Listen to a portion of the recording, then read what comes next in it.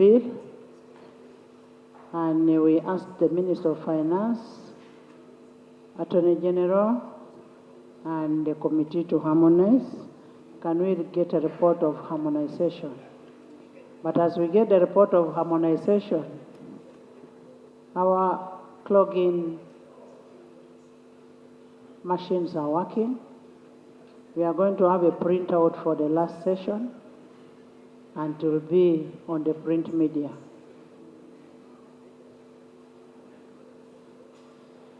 Can I have a report of harmonization? Can I first hear from Honorable Chivumbi?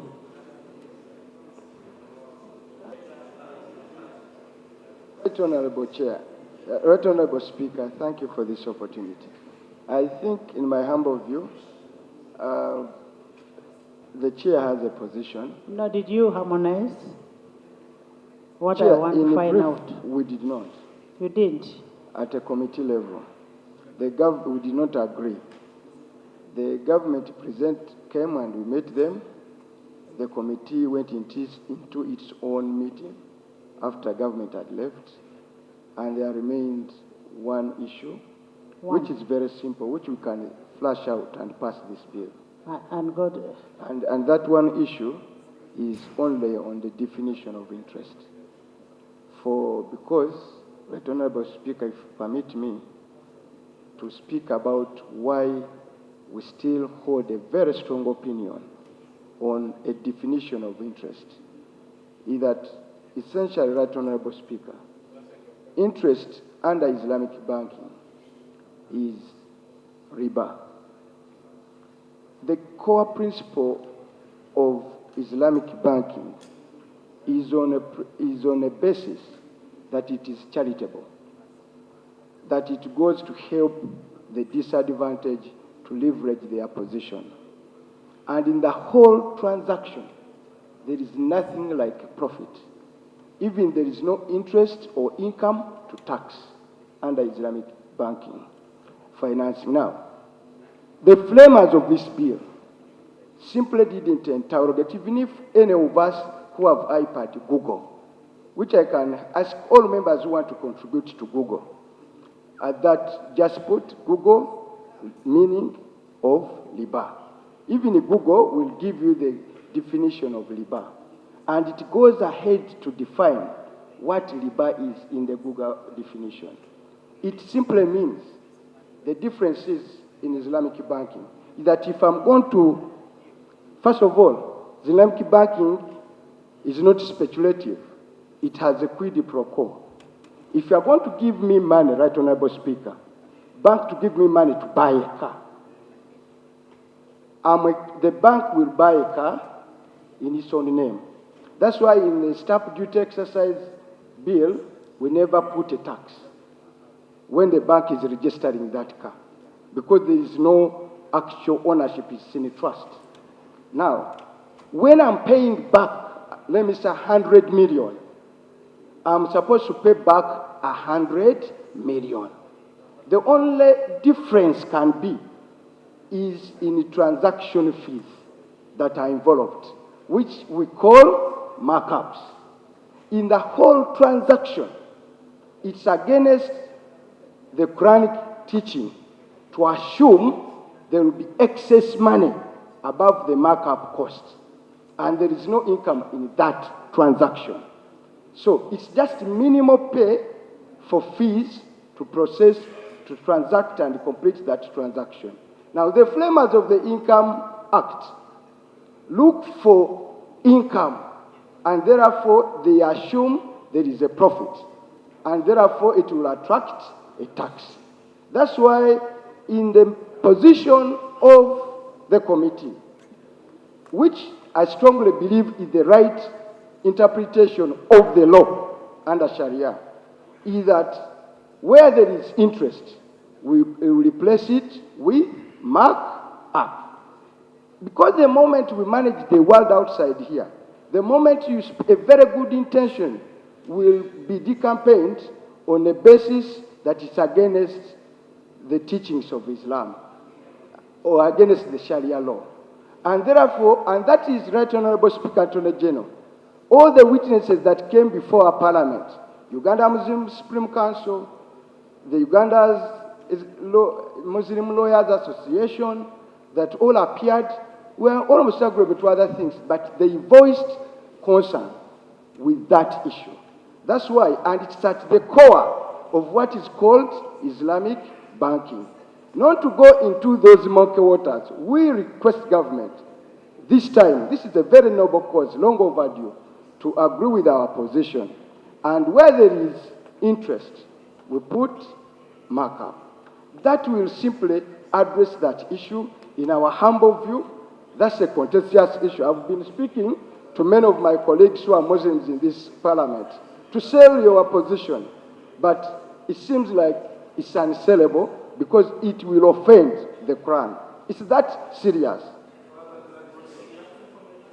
Can I have... Thank you very much, Right Honourable Speaker.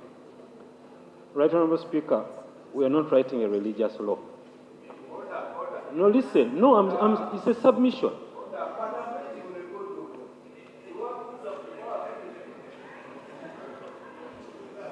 Honorable Sumani, if you're used to quarreling with the voters, this is not Bugiri. Thank you very much, Right Honourable Speaker. Right Honourable Speaker, Right Honourable Speaker, we have tried to harmonize this matter. This law we are writing here is not being written in Uganda only. It's been written in other places. And for purposes of guiding the House today, I came with a copy of the Kenyan tax law, which is very, very close to us here, and has the definition of interest in here for Islamic law. And it has worked in Kenya for a couple of years, and it has worked very well. Right Honourable Speaker and colleagues, this tax law uses the word interest 126 times. So the moment you change that word interest in this tax law, you must allow us to go back and redo all the 126 items that appear in the Income Tax Act which deal with interest. We are defining the word interest for purposes of Islamic law with that expectation that under Islamic law there is no markup. And if there is no markup, then it will be zero, there will be no interest. Because if... I haven't finished. Let me finish. Is that what you have included, that there is no markup under Islamic law? That's what we are... That is the definition that is being created here, that for purposes of Islamic law, it has to only be that amount which is higher than what they agreed to pay back. So the issue here, Right Honourable Speaker, is that this definition is not only in Uganda, it's here. And I would like to lay a copy of the Kenya tax law, and it defines interest similar to ours. So, Right Honourable Speaker, the problem is, Right Honourable Speaker, if we... Honourable Attorney General, if there is an aspect of no markup, I don't see why we are wasting our time. Can we go to committee stage? Motion. Put a motion. Right Honourable Speaker, I beg to move that the House constitute itself into committee stage to the bill. I beg to move. Is it seconded? Seconded by Attorney General, Minister of Finance, by everybody in the House because of markup.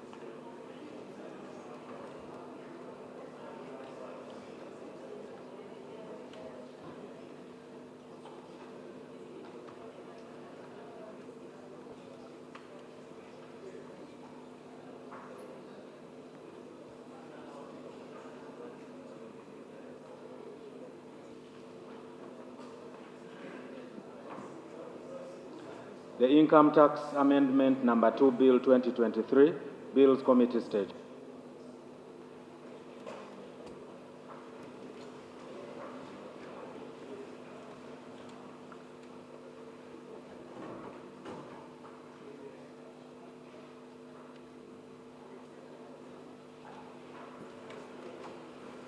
A question because we put a question last time.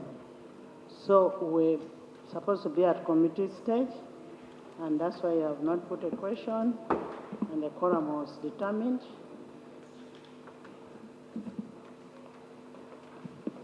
Clause 1. Clause 1, Chair.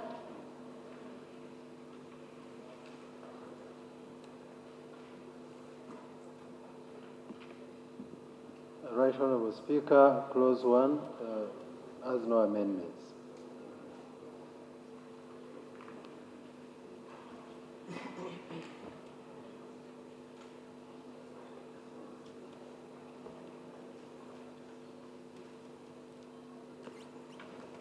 Chair,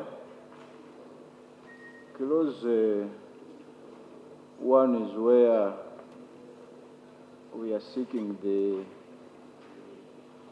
indulgence of the committee to replace return on investment, the word return on investment, with markup.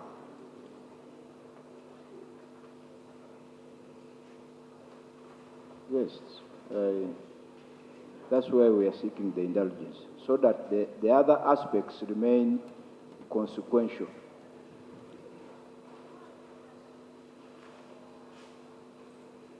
Right Honourable Speaker, if you're going to introduce to replace return on investment with markup, those are two different things. A markup is a build up on an amount. Return on investment is a return that you get for your investment. It's totally different. It is more inclusive. The different kinds of Islamic banking that exist use different models. Some people like he gave the example of the car. That is one model. There are other models which are used where the entity, you buy them in another person's name. You handle them in another person's name. So the different models do not necessarily all use the model of markup, but they use a return on investment. Colleagues, what we need to agree and appreciate that even with Islamic banking, I will give you 100 million and I expect back 110 million at the end of that day, which is supposed to take care of the management fees and all the other costs to manage the what? To manage that portfolio. It doesn't necessarily mean that it's a profit or interest, but it is a cost that is built up on it. So if you say markup, it is not a return on that investment. It's not necessarily a return. I beg my colleagues that these provisions that we are dealing with here, we have not picked them. We are not creating them here for the first time. We have benchmarked and borrowed from other jurisdictions which have actually done Islamic banking. Attorney General, as you continue the negotiation, can we go to clause 2? We stand over that, then we come back. Clause 2. I put it. There is no amendment. I put a question that clause 2 stands part of the bill. Those in favor say on the contrary, nay. The ayes have it. New clause. New clause, Chair.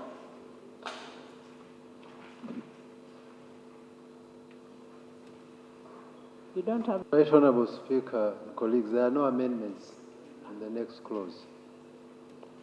I put a question that clause 3 stands part of the bill. Those in favor say on the contrary, nay. The ayes have it. Clause 4. Right Honourable, purposes of clarity, it was only the first clause that had issues. The rest of the clauses, there were no amendments. Okay. I put a question that clause 4 stands part of the bill. Those in favor say on the contrary, nay. The ayes have it. Clause 5. I put a question that clause 5 stands part of the bill. Those in favor say on the contrary, nay. The ayes have it. Clause 6. I put a question that clause 6 stands part of the bill. Those in favor say on the contrary, nay. The ayes have it. Clause 7. I put a question that clause 7 stands part of the bill. Those in favor say on the contrary, nay. The ayes have it. Clause 8.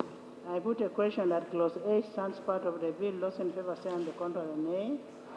The ayes have it. Clause 9. I put a question that clause 9 stands part of the bill. Those in favor say on the contrary, nay. The ayes have it. Clause 10. I put a question that clause 10 stands part of the bill. Those in favor say on the contrary, nay. The ayes have it. Clause 11. I put a question that clause 11 stands part of the bill. Those in favor say on the contrary, nay. The ayes have it. Clause 12. I put a question that clause 12 stands part of the bill. Do you have?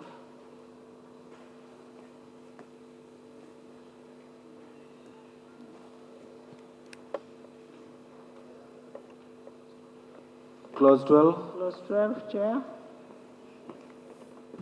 Right Honorable Speaker and Honorable colleagues, in clause 12, there is an element of recharacterization of arrangement under Islamic financing.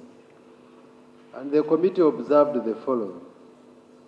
It was proposed that the Commissioner General's powers be furthered by amending the provision to include the need for the Commissioner General to consult with experts on Sharia law, including the Uganda Muslim Supreme Council and the Accounting and Auditing Organization of the Islamic Financial Institutions. And AAOIFI is an Islamic international autonomous non-profit making corporate body that prepares accounting, auditing, governance, ethics, and Sharia standards for Islamic financial institutions and the industry. The committee, however, noted that provision under 12, clause 12, already fetters the powers of the Commissioner General for purposes of characterizing Islamic financial business. Clause 2 of the proposed section 163A specifically states that the Commissioner General shall, emphasis added, comply with the Sharia principles in characterizing an arrangement under Islamic financial business not provided for under this Act. The committee observed that the issue of the word shall restricts the exercise of characterizing any arrangement under Islamic financial business by the Commissioner General to only that is or which is acceptable under the principles of Sharia. Any further specification of the law may limit the Commissioner General to only one entity mentioned, which may limit the implementation of the law itself. And therefore, the committee recommends that clause 12 be maintained in the bill.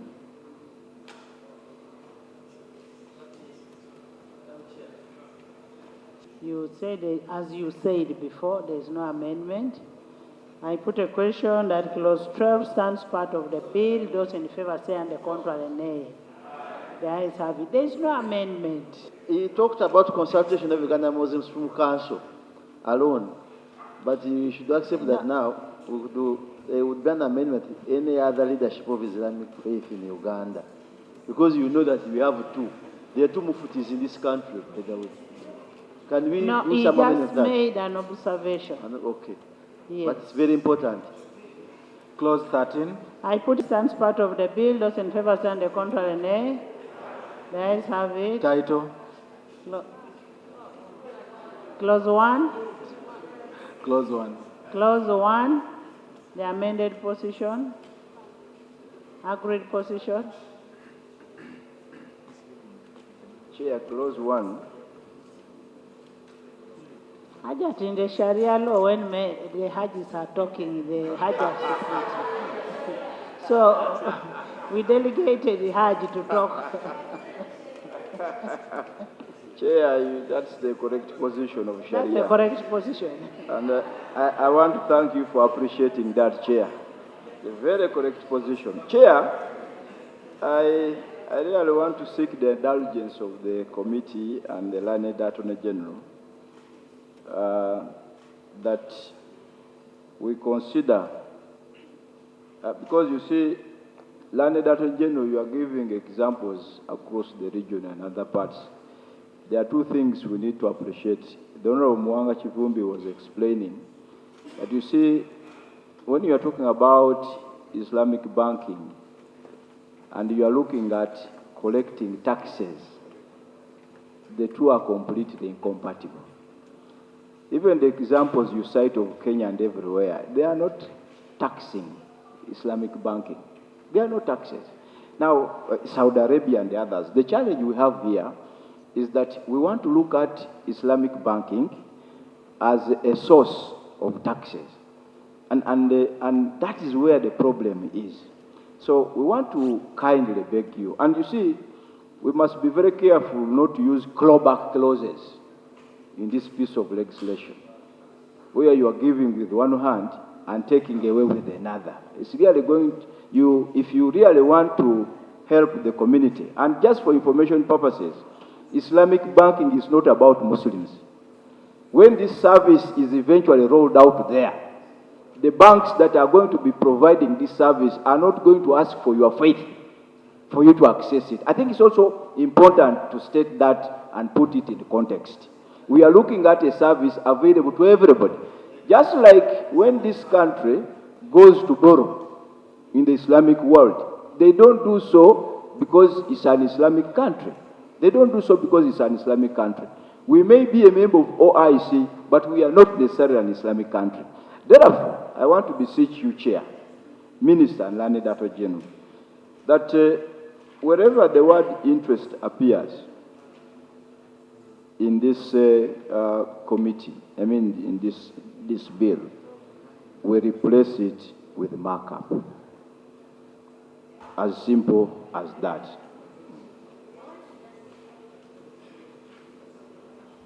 Yes, Ajat. Chair, I want to justify the use of markup against return on investment. Return on investment is profit. Now, Islamic banking is looking at other costs, not necessarily profit. Now, the word markup includes both.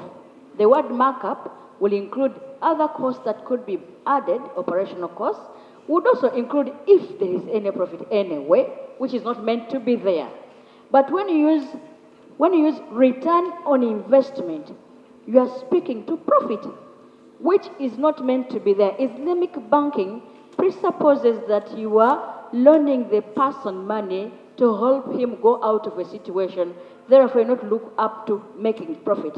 So the word return on investment defeats the logic, the whole principle of Islamic banking. I join colleagues to plead to the Attorney General to accept use of markup other than return on investment. Now, Chair. Madam Chair, the Attorney General, that word return on investment is not necessarily a profit. And the profit is the business, profit on the other measures that performance of the business is what you call profit. But return on profit is not necessarily a profit in legal terms. I think you have to clarify this very well. The word return on profit is not profit. Return on investment is not profit. Because the profit is about the hardship and what you have done in your business, what you get out. But return on investment, you should explain that as the Attorney General, is not profit. I think you should clarify that.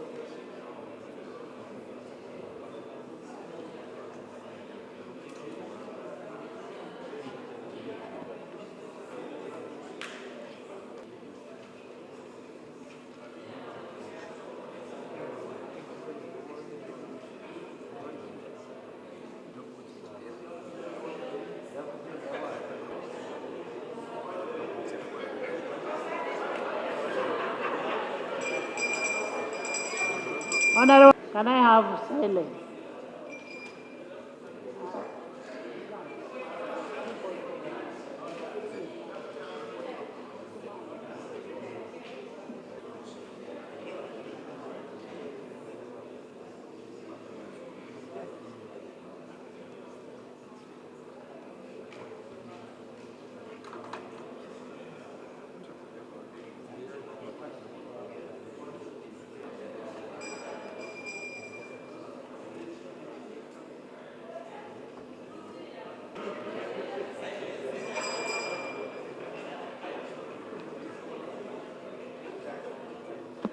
Honorable members, we need harmony in the House. We will not pass something that where other people are disgruntled and where you'll find, and then you'll find the minister will write and say that was not the position of executive. So let's agree, let the other side agree with the Attorney General. We come with a harmonized position. And that's basically what we are doing. Yes? Yes? Sleep over what? If you want to sleep, you go and sleep. Yes? I'm on point of privilege. Thank you. Proceed. I'm waiting for a harmonized position.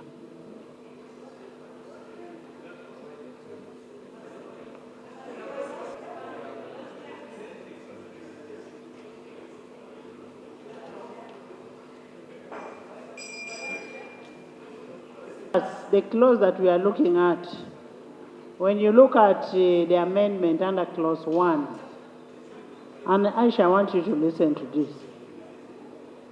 The payment of excess of return on investment in the bond to the bondholder and Islamic financial business for each payment period over interest as defined under paragraph KK 6. When you go to paragraph KK 6, any payment of excess of total amount paid by a bond issuer over the above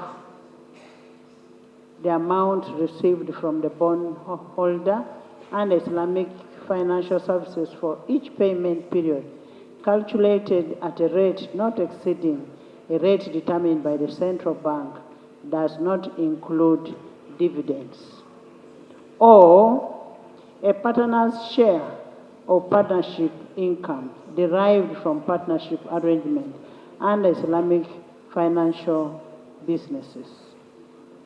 It goes further and says, by inserting immediately after the definition of interest the following.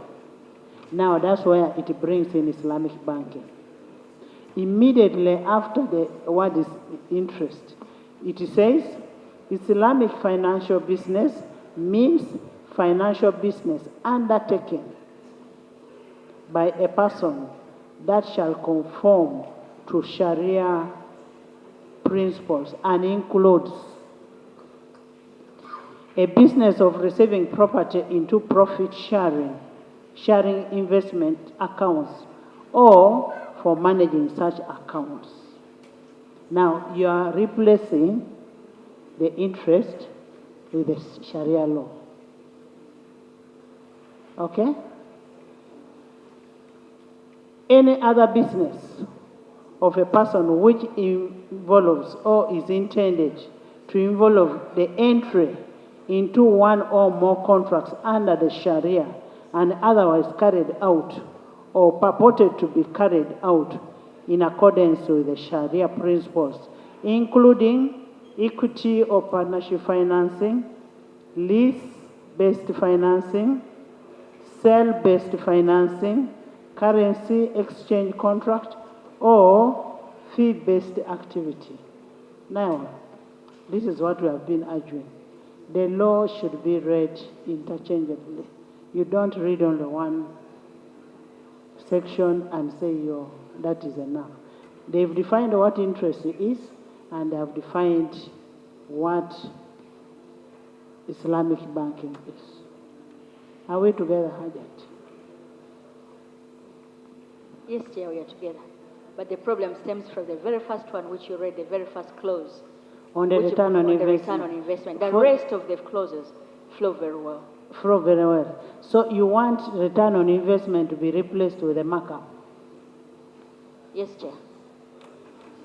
What is the difference between markup and a Markup. Return on investment.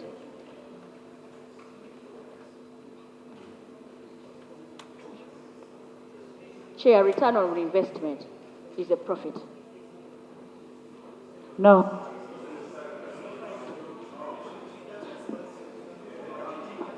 It includes the profit.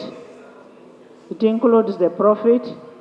There is interest to use the two words interchangeably, but they are different.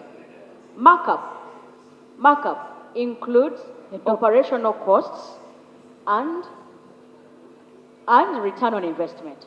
Okay? That is markup. Return on investment is expressly profit. So when you use markup, Right Honorable Chair, Now, the definition of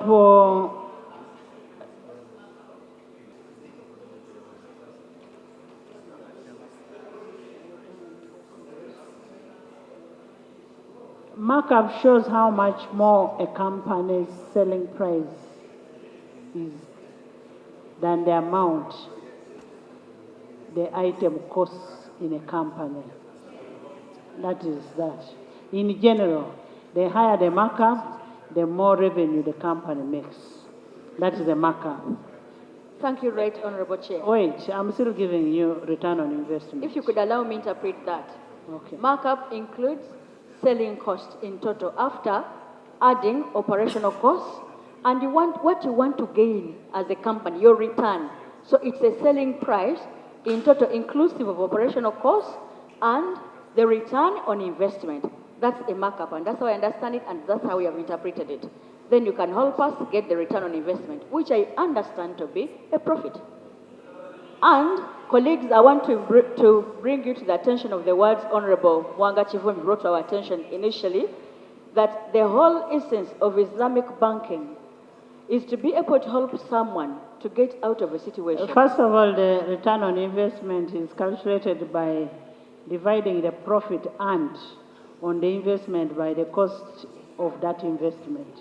For instance, an investment with a profit of, say, $100 and the cost and its cost of $100 would have a return on investment of 100%.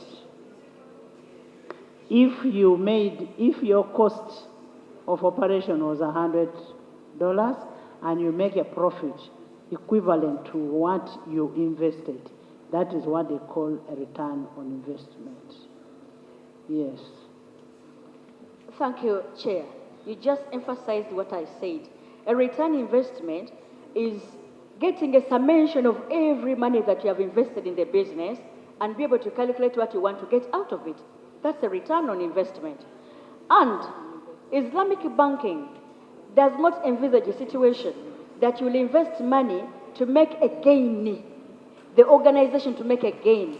It envisages a situation that you'll invest money to make someone salvage a situation. So the money that is expected to be added over and above is operational cost. The moment you put there return on investment, you are saying that the one who is investing will make a personal gain. The business will make a personal gain, which is assumed to be exploitative of a person that is actually coming for assistance. Honorable members, the principle is agreed that all what is provided for in the law should be read interchangeably. Now, the issue that is here is on the markup versus return on investment. I am going to put a question. I thought you were speaking for and on behalf of the Sharia. And right, Honorable Chair, I heard the Attorney General say here that it is assumed that return banking return on investment is zero. And he said that if he assumes the return of investment is zero, what is the problem? I really don't understand the problem here. Except, like one of our colleagues said, we are giving with one hand and one take away with the other hand. Let's wait for them, sir, to return and then we make a conclusion.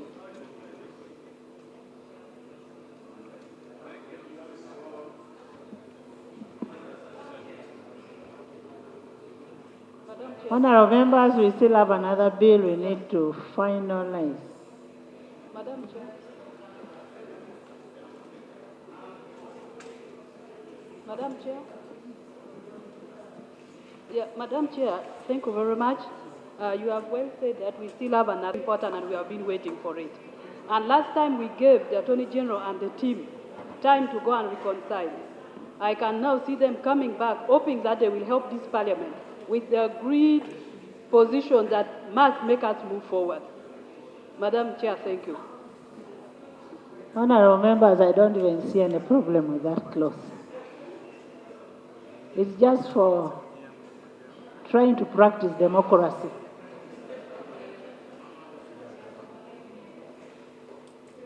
Can you report? Money? Chair, I want to thank you. We have had a very fruitful discussion where our view was to have the committee report position maintained. The learned Attorney General and his side are of the opinion that the wording of the bill, where business is conducted under Islamic banking, the provision of interest and taxes will not apply. And that's the import of KK.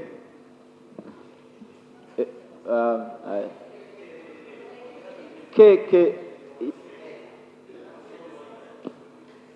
No, not KK, the Attorney General. It is a provision of KK. KKA. KK. Yes, Chair. Chair, we were trying to look at what the bill says in relation to clauses 5, 6, and 7, in relation to the discussion we've been having. And the interpretation of the learned Attorney General is that our concerns are well catered for under KKA, which deals with Islamic financial businesses that have been defined. Thank you. You mean you've just seen? That's what I was saying. I put a question that clause 1 stands part of the bill. Those in favor say on the contrary, nay.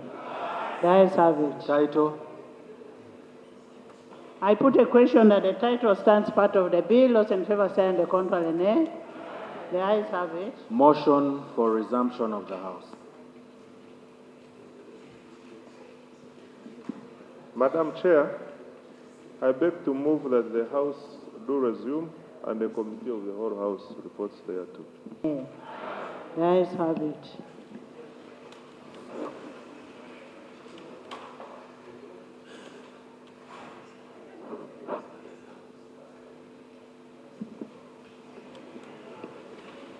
Report of the Committee of the Whole House. Honorable Minister.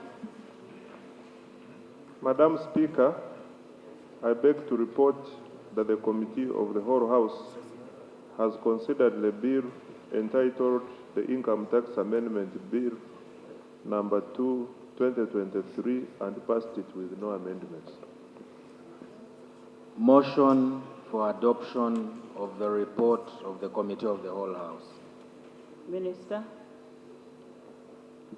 Madam Speaker, I beg to move that the report from the Committee of the whole House be adopted. I put a question that the House adopts the report of the Committee of the whole House. Those in favor say on the contrary, nay. The ayes have it. Bill third reading, the Income Tax Amendment number 2, Bill 2023. Honorable Minister. Madam Speaker, I beg to move that the Income Tax Amendment Bill number 2 of 2023 be read for the third time and do pass. I put a question that the Income Tax Amendment Bill 2023 number 2 be read a third time and do pass. Those in favor stand the contrary, nay. The ayes have it. A bill for an act titled the Income Tax Amendment Number 2 Act 2023. Bill passed and title settled. Can we have the next bill? Bill second reading, Bill 2023. The Imam, I will give you to say a word after. Don't worry. This is still your bill. Madam Yes. Speaker, I beg to move a motion that the Foreign Exchange Amendment Bill 2023 be read for the second time. Is it seconded? Seconded by Tebandeke. Tebandeke, first come back.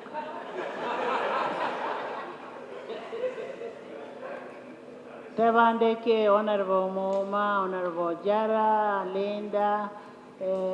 Thank you, Right Honorable Speaker.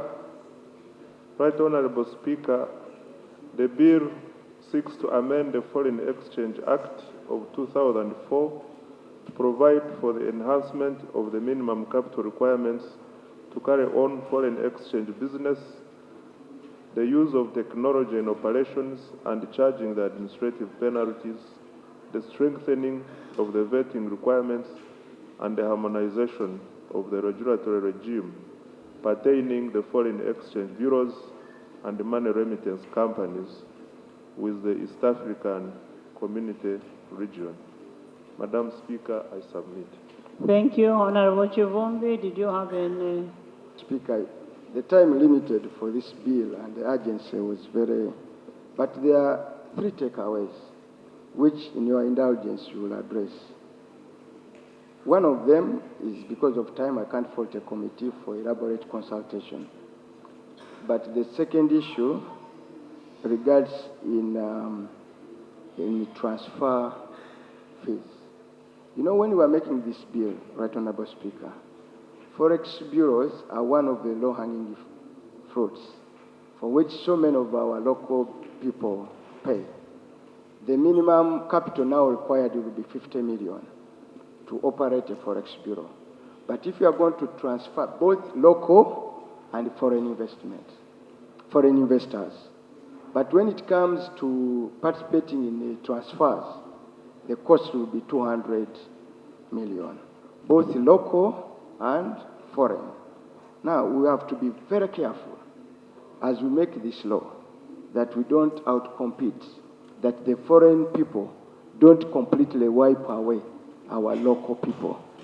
Because it's so critical when you even them, the possibility that our local participants in there gets squeezed under this, especially where now the requirement is 200 million, there is likely to be. So we have to be very careful. The second issue that is of contention is on excessive powers being given to the governor in amending, in coming up with fees. Like we did on all tax laws, it will be so critical that we cure that.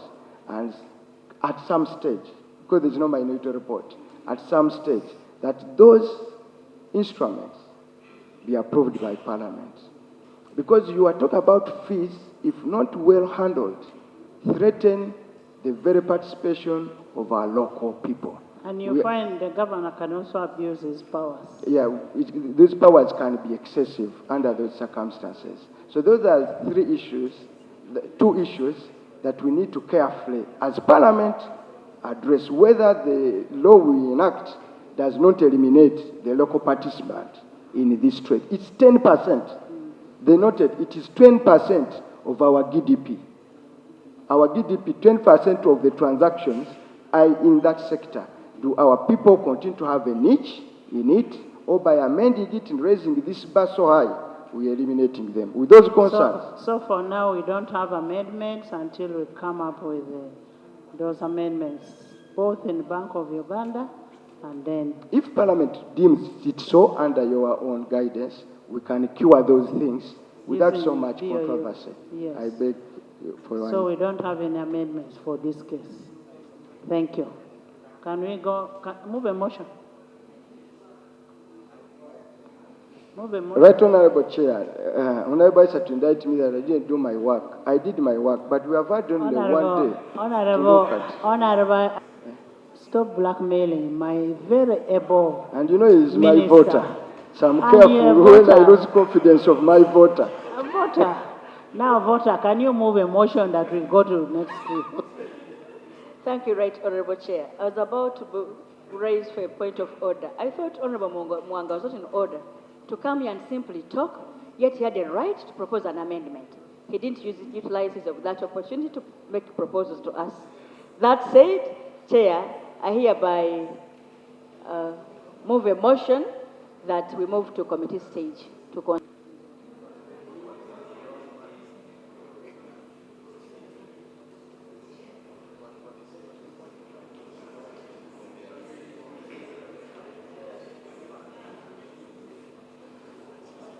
Gwere, Anifa, thank you.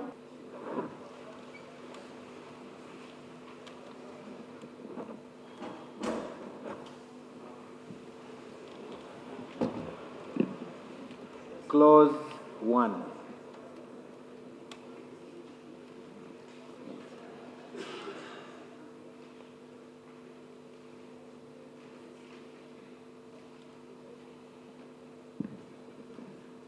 Clerk, I want you to uphold the report and in line with what Honorable Mwanga Chivumbi also present. Clause 1, I put a question that Clause 1 stands part of the bill. Those in favor say and the contrary nay. The ayes have it. Clause 2. I put a question that Clause 2. In the interest of, I said, I work under very constraint of also of human resource. I constrained my small workforce. They had to work on that. So, Right Honorable Speaker, under this clause, I want to move that transfer for our local investors on the minimum 50. I agree. People who don't have 50 million, whether local or foreign, cannot engage in this business. It requires a lot of cash. But for our local, to give our local people some small advantage, we put it to 150 million and the foreigners 200. Just 150 and local 150 share capital and the foreign ones 200.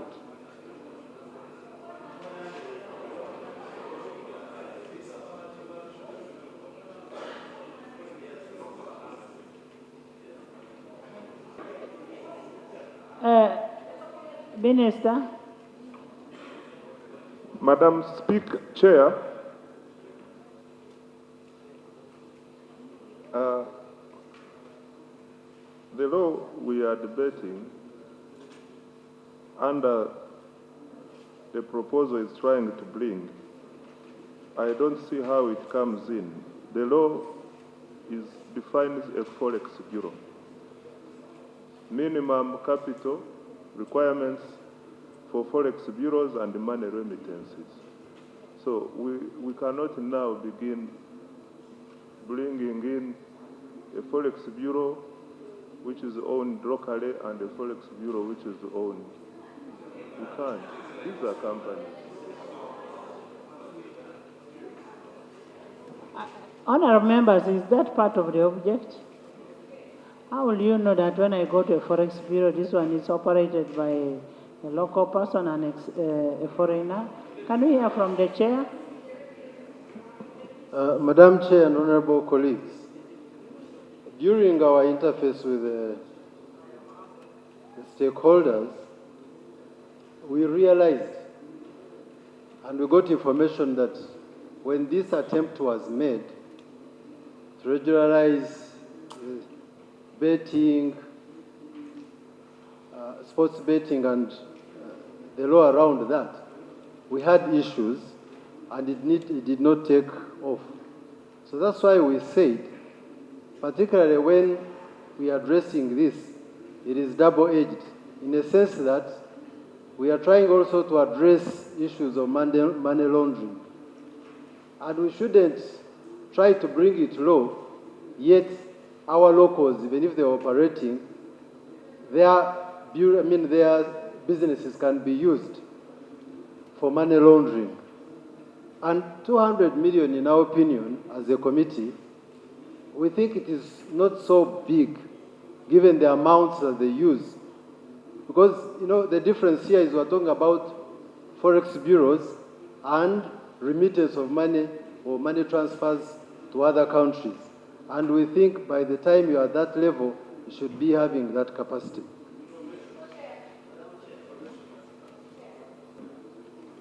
Madam Chair, if we begin now to say local in a liberalized economy, we are going even against the principles of East African community.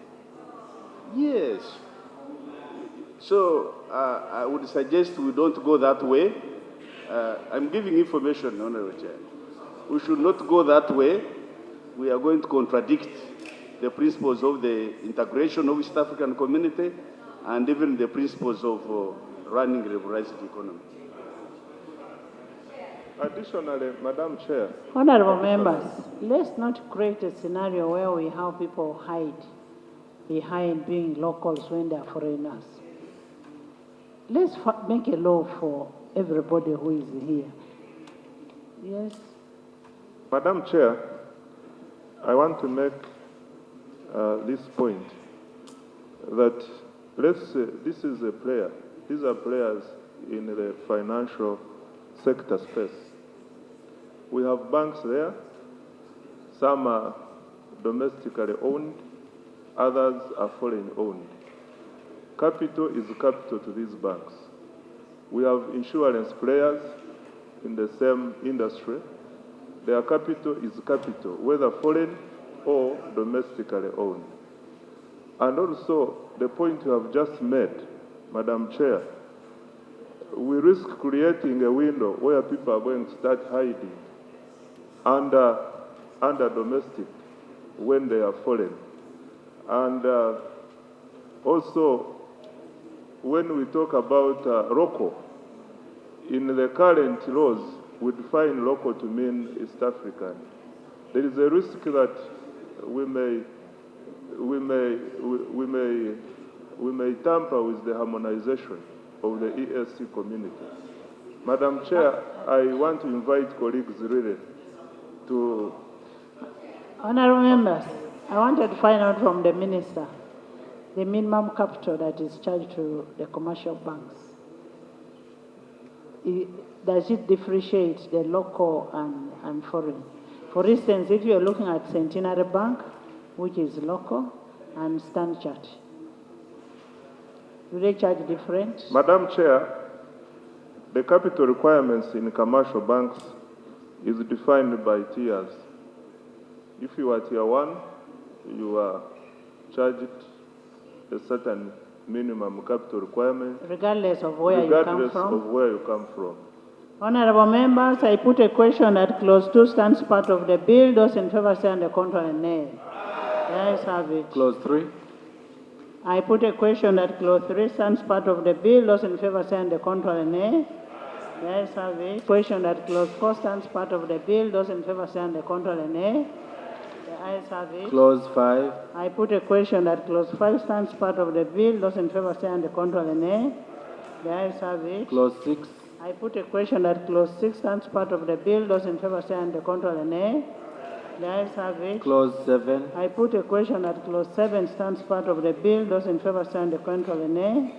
The ayes have it. Clause 8. Clause 8, I put a question that clause 8 stands part of the bill. Those in favor say on the contrary, nay. The ayes have it. Clause 9. I put a question that clause 9 starts part of the bill. Those in favor say on the contrary, nay. The ayes have it. Clause 10. I put a question that clause 10 stands part of the bill. Those in favor say on the contrary, nay. The ayes have it. Clause 11. I put a question that clause 11 stands part of the bill. Those in favor say on the contrary, nay. The ayes have it. Title. I put a question that the title stands part of the bill. Those in favor say on the contrary, nay. The ayes have it. Motion for resumption of the House.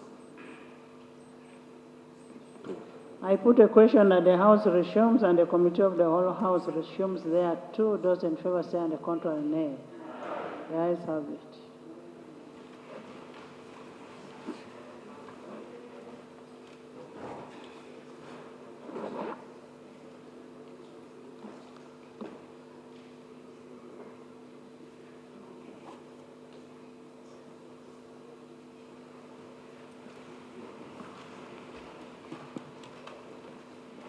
Report of the Committee.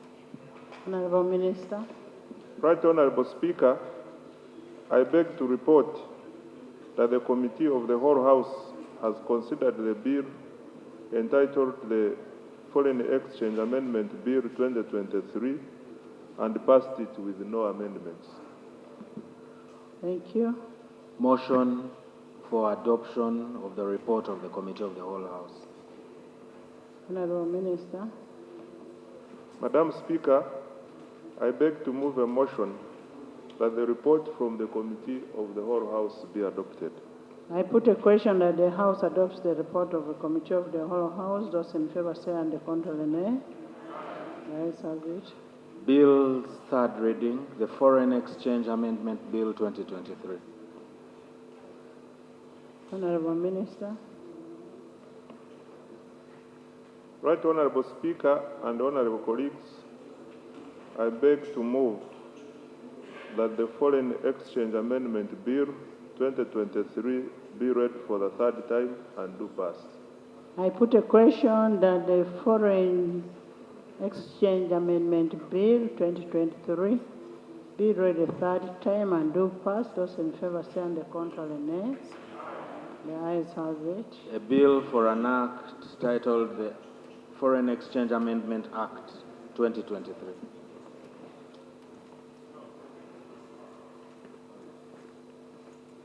Bill passed and title settled.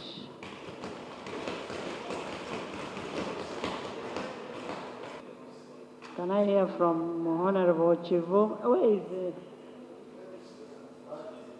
Haji, come and speak.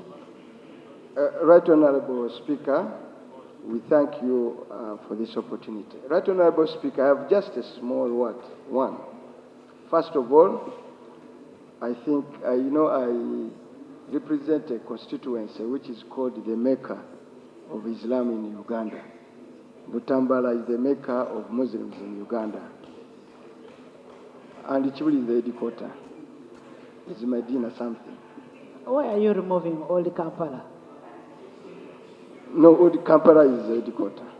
Let me not go through those issues. Those are stony issues, Right Honorable Speaker. Right Honorable Speaker, would like, one, to thank government for considering this product.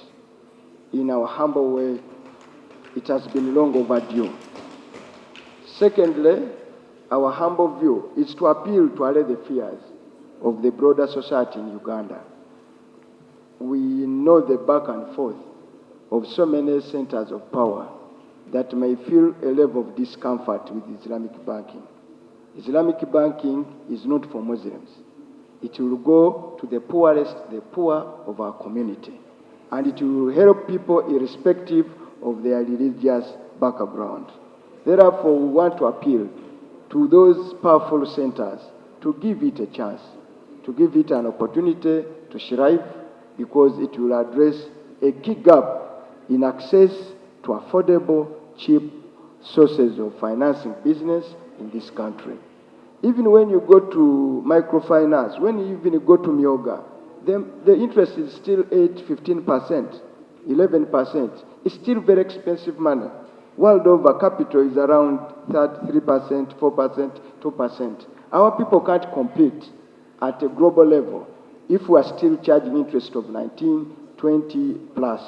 Therefore, Islamic financing, and we are speaking to the powers that I know, and I'm making a humble appeal to give this product a chance to thrive in this market. It will help the poorest of the poor. It will help our country grow. I beg to thank you, Right Honorable Speaker. Thank you so much. And of course, competition is healthy. I want to thank you.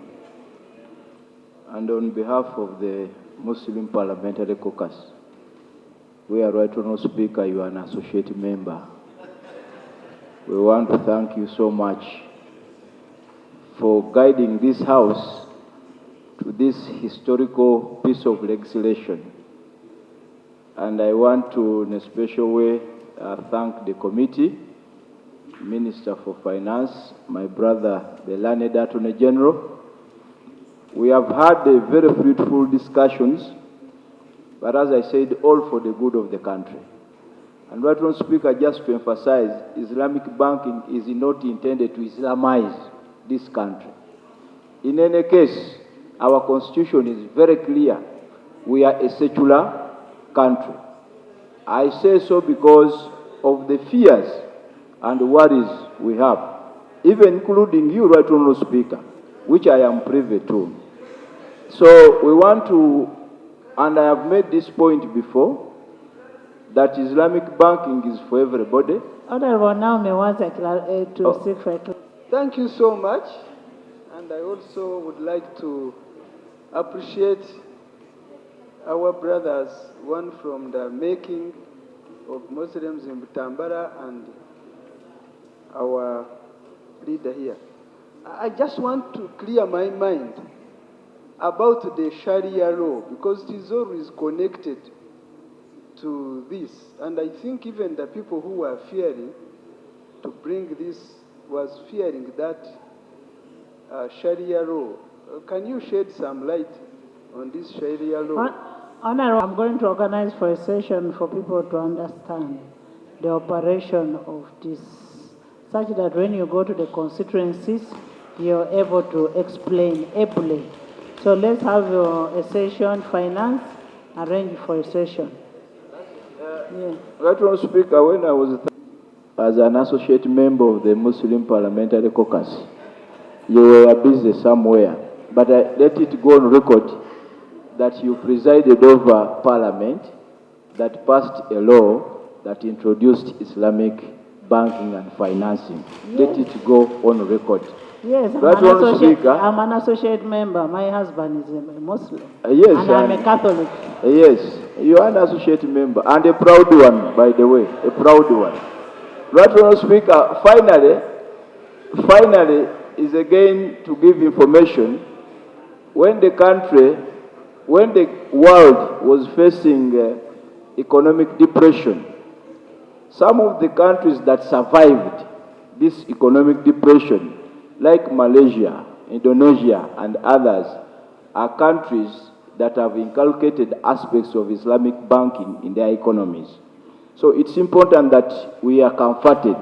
And finally, Right Honourable Speaker, as other countries are threatening to cut aid, with this kind of system, we are able to accommodate the shocks that may easily be caused by aid aid cuts by these people who want us to use wrong addresses in our country. I thank you. Let me hear from LOP, then Chairman and Finance.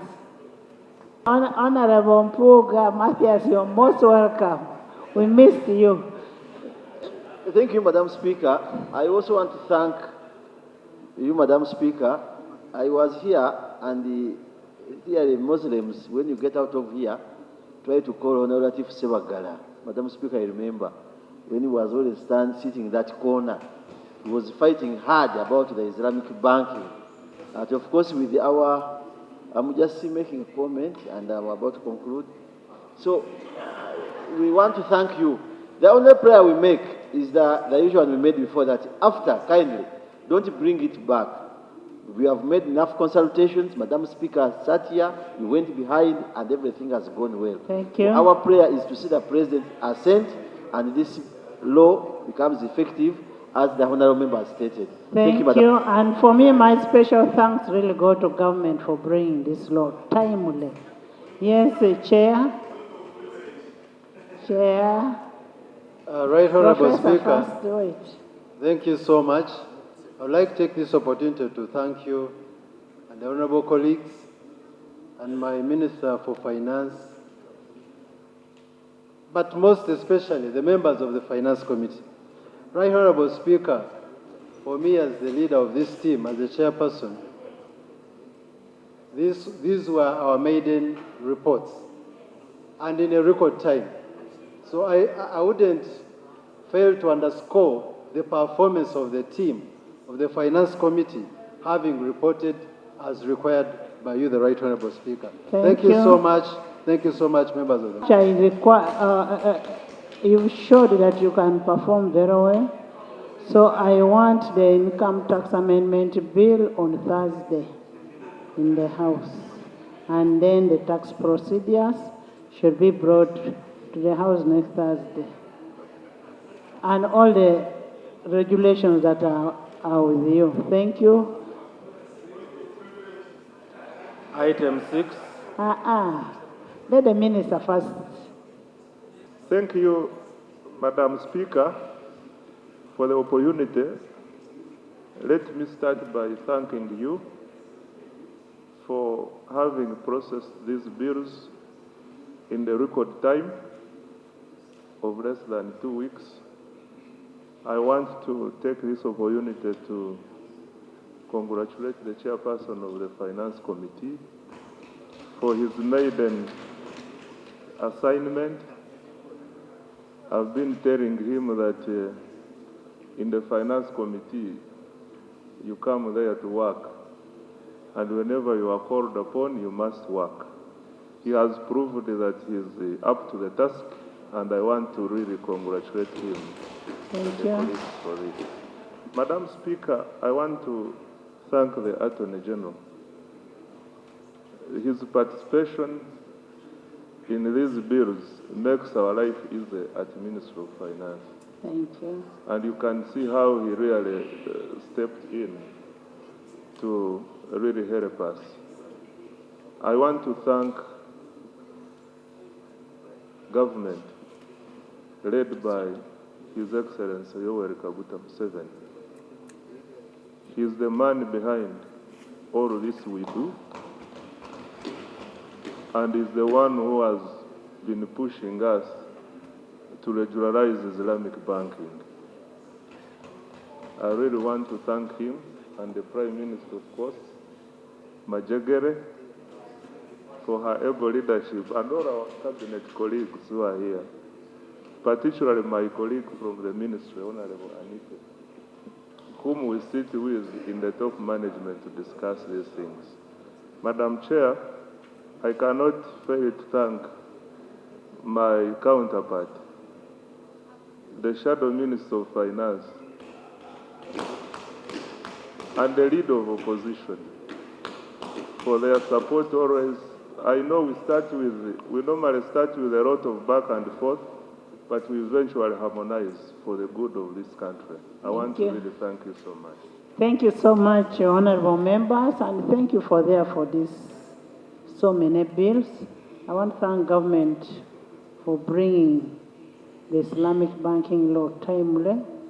Since we passed for MDIs, it was necessary to have the Financial Institutions Act or bill in place. And I want to thank, I must apologize, I must have over-harassed you, the chair, but that was baptism by fire. And that committee is not is a committee. And as I've said, I want the remaining bills on Thursday on the floor. And Attorney General, you will always remain my best. You will always remain my best. Nobody will change it. And Honorable Chivumbi, thank you for putting a very spirited fight with Imam. You've done a good job. Imam, I'm always humble. Members of Parliament, thanks for being in the House, and you know very well the issue is on the quorum. Majegere, quorum. And thank you for coming. Next item. Item 6. Professor. Thank you, Right Honor. I'm raising on Rule 78. Sir.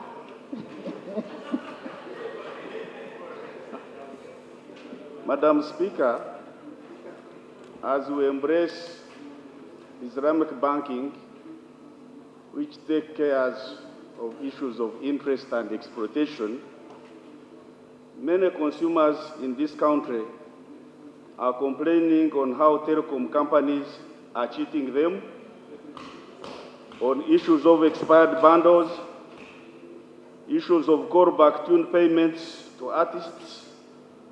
They are even raising a question, who is benefiting from mobile money for the deceased? Madam Speaker, it would be of interest to the country. Honorable member, that is a very urgent matter of public concern. It's not of privilege. So you can bring it as a substantial matter. Bring it as a substantial matter. It is a very serious issue. So, Madam Speaker, It is a very serious issue. Bring it and then we refer it to the Committee of ICT. We handle it very well. Yeah?